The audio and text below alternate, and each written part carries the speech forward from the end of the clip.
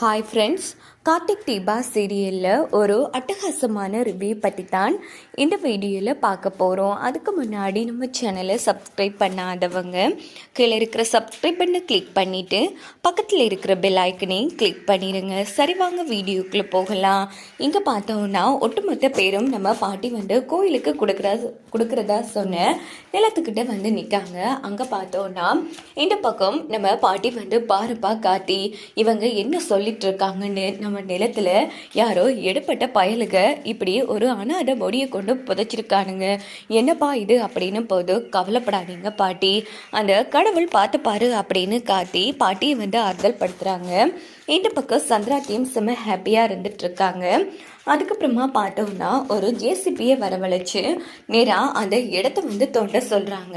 தோண்டி பார்த்தா அங்கே ஒடியில் ஒரு அம்மனோட சிலை தான் இருக்குது. அந்த சிலையை பார்த்ததும் சந்திராவோட டீம் செம்ம அதிர்ச்சி ஆகிறாங்க. பாட்டி ரொம்ப ஹாப்பி ஆகுறாங்க. உடனே போலீஸும் பார்க்குறாங்க. பார்த்தா அது அம்மனோட சிலை.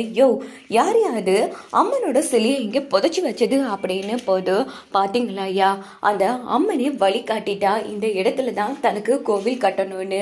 இதை விட எனக்கு ஐயா வேணும்? யாரோ உங்களுக்கு பொய்யான தகவல் கொடுத்துருக்காங்க அப்படின்னு போதும், எங்களை மன்னிச்சிருங்கம்மா, யாரோ எடுப்பட்ட பயலுக பொய்யான தகவல் சொல்லிட்டானுங்க, நாங்களும் அதை நம்பி வந்துட்டோம். உண்மையிலேயே இந்த நிலம் அம்மனுக்கு தான் உரியதுன்னு அந்த அம்மாலே ஆசீர்வாதம் பண்ணிட்டாங்க. இந்த நிலத்தை தாராளமாக நீங்கள் ஊர் மக்களுக்கு கொடுக்கலாம் அப்படின்னதும் சிவனாடி டீமுக்கு என்ன பண்ணுறன்னு புரியல. என்னடா இது, நாம செஞ்சது ஒன்று ஆனால் இங்கே இருக்கிறது ஒன்று அப்படின்னு சொல்லி இவங்க செம கடுப்பாகிறாங்க.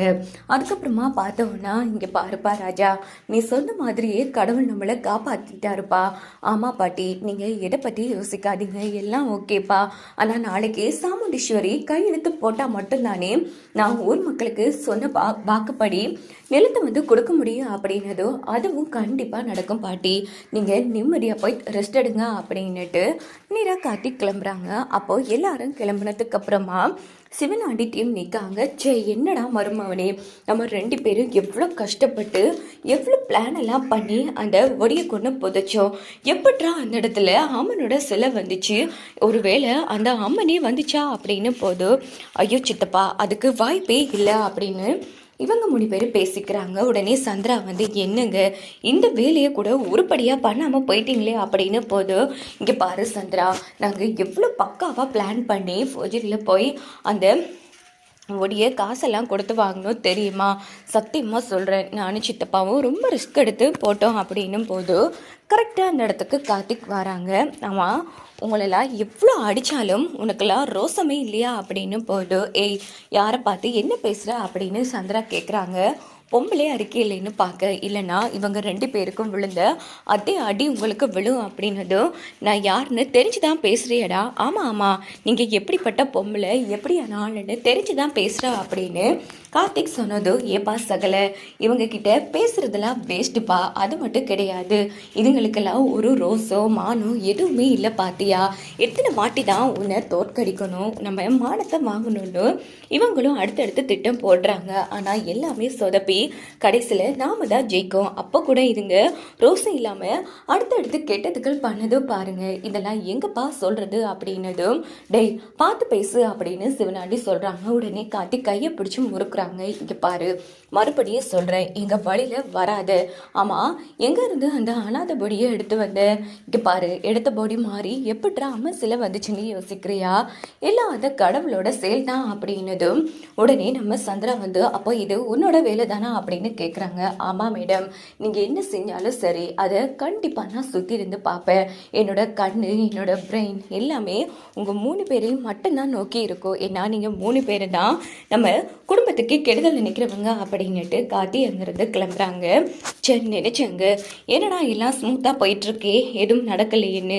ஆமாம், இவன் எப்படி சந்திரா கண்டுபிடிச்சான்? அதாங்க எனக்கு ஒன்றும் புரியலை, எப்படி கண்டுபிடிச்சானே தெரியலையே அப்படின்னு இவங்க 3 பேரும் குழம்பி போயிருக்காங்க. சரி விடு சந்திரா, என்ன ஆனாலும் அந்த சாமுண்டீஸ்வரி கையெழுத்து போடாமல் இருந்தா கண்டிப்பாக நிலம் ஊர் மக்களுக்கு போகாது இல்லையா? ஆமாங்க, யார் என்ன பேசினாலும் சரி, கண்டிப்பாக கையெழுத்து போட மாட்டா.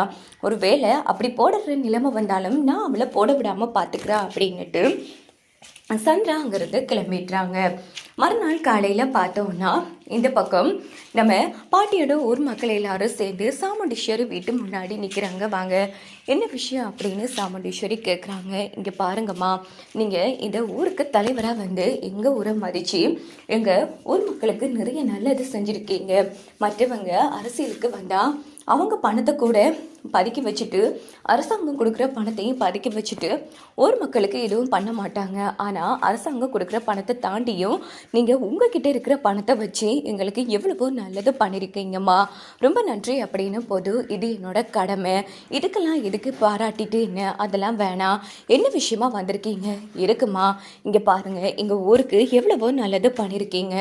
இப்போது பரமேஸ்வரி அம்மா வந்து அவங்க நிலத்தை நாங்கள் கோவில் கட்டுறதுக்கு எங்கள் ஊருக்கு எழுதி கொடுத்துருக்காங்க.